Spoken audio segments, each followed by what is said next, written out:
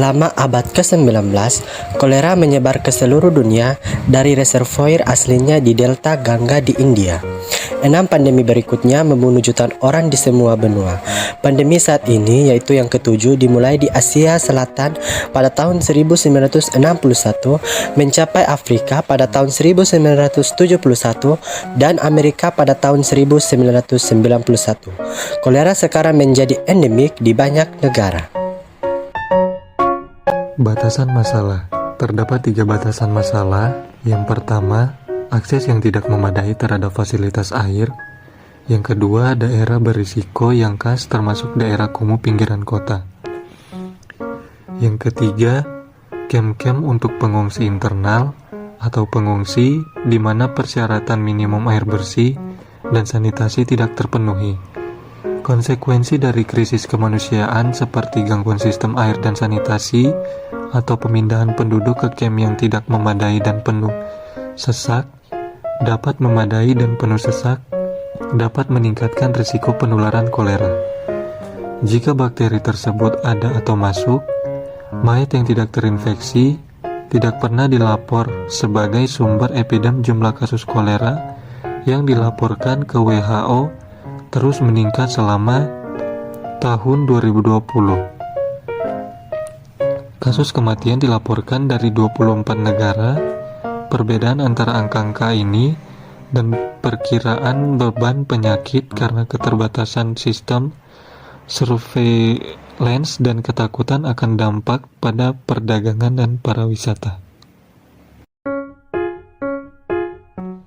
Faktor penyebab. Yang pertama, makanan. Makanan yang kurang higienis.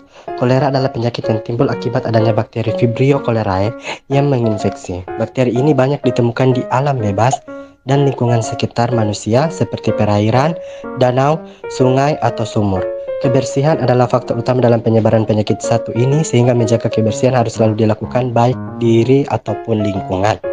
Yang kedua, bertempat tinggal di lingkungan yang tidak bersih. Selain faktor makanan yang akan diolah, kebersihan lingkungan tempat tinggal juga patut diperhatikan. Bakteri Vibrio cholerae, penyebab kolera yang sering ditemukan di lingkungan sekitar manusia yang tidak bersih, seperti lingkungan perairan, air mengenang yang kotor, hingga sungai yang banyak terkontaminasi. Sampah menjadi salah satunya. Yang ketiga, hidup serumah dengan penderita kolera. Hal yang paling penting untuk diingat adalah bahwa penyakit kolera ini adalah penyakit kolera yang menular yang berbahaya, sehingga salah satu penyebab penyakit kolera pada penduduk adalah kurangnya menjaga kebersihan lingkungan.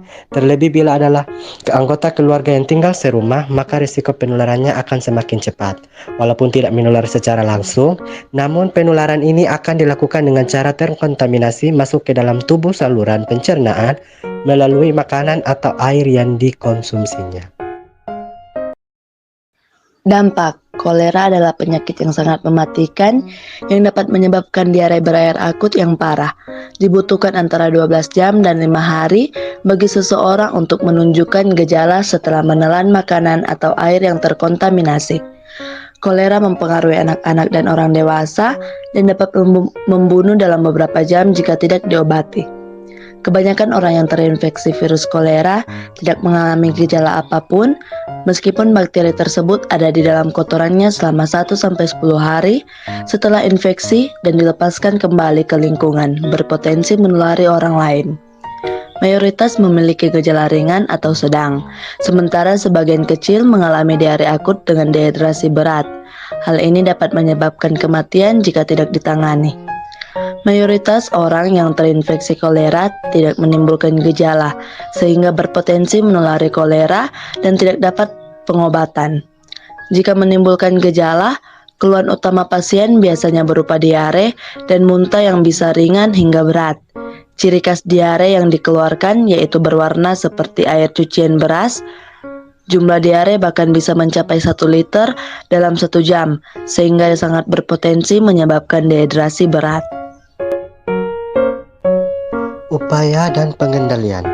Upaya pencegahan dan pengendalian penyakit kolera dapat dicapai dengan tata laksana, yaitu sanitasi lingkungan serta perilaku hidup bersih dan sehat dari masyarakat. Selain itu, dapat pula dilakukan pemberian vaksin kolera yang dilemahkan pemberian imunisasi VC Cholerae Sergroup. 01 diindikasikan pada orang dewasa berusia 18-64 tahun yang bepergian ke daerah endemik. Kolera. Cara menjaga kolera yaitu dengan menjaga kebersihan makanan dan minuman, menjaga kebersihan tangan sebelum makan dan setelah buang air besar, konsumsi air yang matang dan terjamin kebersihannya, tidak mengonsumsi makanan atau setengah matang, serta mengupas buah dan sayur. Serta pendekatan multifaset adalah kunci untuk mengendalikan kolera dan untuk mengurangi kematian.